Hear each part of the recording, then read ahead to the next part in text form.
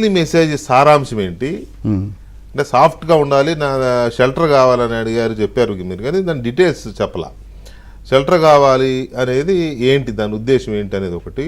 Reaction ఏంటి, ఎందుకు reaction అడుగుతున్నానంటే, reaction ఏంటంటే అదొక మాట. రియాక్షన్ ఎందుకు అడుగుతున్నానంటే, రాహుల్ గాంధీ భారతదేశంలో ఉన్న ఇప్పటి వరకు ఉన్న పొలిటీషియన్స్ టైప్ కాదు. అతని స్టైల్ ఆఫ్ ఇది వేరు. ఈ చిల్లర దందాలని, చిచ్చోర దందాలని ఎంకరేజ్ చేయడు, కాస్త సోఫిస్టికేటెడ్ పొలిటీషియన్ కాబట్టి అతను ఎంకరేజ్ చేయడని అనుకుంటున్నాను నేనైతే. జగన్మోహన్ రెడ్డి గారు పంపిన దీన్ని సోనియా గాంధీ గారు బాధితురాలు, ఒక రకంగా జగన్మోహన్ రెడ్డి గారు బాధితురాలు. మరి ఆమె ఎలా రియాక్ట్ అయింది?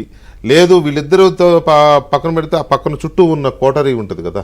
లేదు, అసలు ఎవరితోనైతే ఇదంతా డీల్ చేశాడో ఆ వ్యక్తే అన్నిటికీ ఓకే చెప్పలేదు. నేను చెప్పాను కదా, మీ నాన్న ఉన్నప్పుడు జనార్దన్ రెడ్డిని పెంచడానికి మీరు డీకే గారు, డీకే శివకుమార్ అక్కడ ఢిల్లీలో, అంటే ఇంకా మ్యాటర్ అంత దూరం వెళ్ళి ఉండదు. ఓకే, మధ్యలో మొదలు పెట్టారు. ఓకే, మొదలు పెట్టారు. ఇంకోటి, వీళ్ళు ఇచ్చే డబ్బులకి లొంగిపోయే చిన్న నాయకుడు కాదు డీకే. అది వాస్తవం. వీళ్ళు జగన్మోహన్ రెడ్డి కుటుంబం ఈ 45 సంవత్సరాల్లో 46 సంవత్సరాలు, ఇప్పుడు 1978 నుంచి ఇప్పటి వరకు, అంటే ఇప్పుడు మనం జగన్మోహన్ రెడ్డి దగ్గర ఎంత ఉంది, కొన్ని లక్షల కోట్లు అని చెప్పుకుంటాం కదా. అంటే వీళ్ళు అవినీతితో ఎంత సంపాదించారో అంత వైట్ మనీ, అన్ని ఆస్తులు శివకుమార్ గారికి బెంగళూరులో ఉన్నాయి. No doubt. శివకుమార్ గారు వీళ్ళు అక్రమంగా సంపాదించిన ఆస్తులు ఎంత ఉంటాయో ఇంతకన్నా ఎక్కువ ఆస్తులు ఆయనకి బెంగళూరులో ఆయన సొంత ఆస్తులు ఉన్నాయి. Legal property. ఆయన ఆస్తిమంతుడే కాదు, కొంచెం గట్టిపిండం కూడా. ఆయన ఈజీగా లొంగే, ఎందుకంటే సిబిఐ అరెస్ట్ చేసి జైల్లో పెట్టినా సరే లొంగలేదు. బీజేపీ కర్ణాటకలో అధికారంలో ఉన్నప్పుడు ఎన్ని రకాలు హింసించాలో అంత చేసినా కూడా ఎక్కడా లొంగకపోవడం వల్ల ఇవాళ కర్ణాటక. ఇక్కడ ఒక చిన్న పాయింట్ అండి, డీకే శివకుమార్ అప్పటి ప్రభుత్వం చేతుల్లో అన్ని రకాల దాడులకు గురయ్యాడు, జైలుకి వెళ్ళాడు, అధికారంలోకి వచ్చాడు. అంటే సీనియారిటీ వల్ల, కొన్ని ఈక్వేషన్స్ వల్ల సిద్ధరామయ్యని సీఎం చేశారు. కానీ శివకుమార్ తెలంగాణ అన్ని రకాలుగా బాధితుడు, జైలుకి వెళ్ళాడు.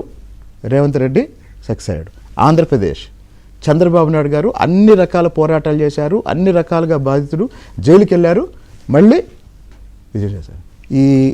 ఇవన్నీ తీసుకుంటే జగన్మోహన్ రెడ్డి కూడా అప్పుడు జైలుకి వెళ్ళాడు, సీఎం అయ్యాడు. అవును, ఇవన్నీ తీసుకుంటే వీళ్ళందరూ కూడా పోరాడి ఇప్పుడున్న స్థానంలో ఉన్నారండి.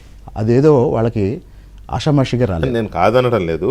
కాకపోతే ఏంటంటే ఈయన కాంగ్రెస్, బీజేపీ, ఇందాక నేను చెప్పినట్టుగా ఉప్పు నిప్పు లాంటి పార్టీలు.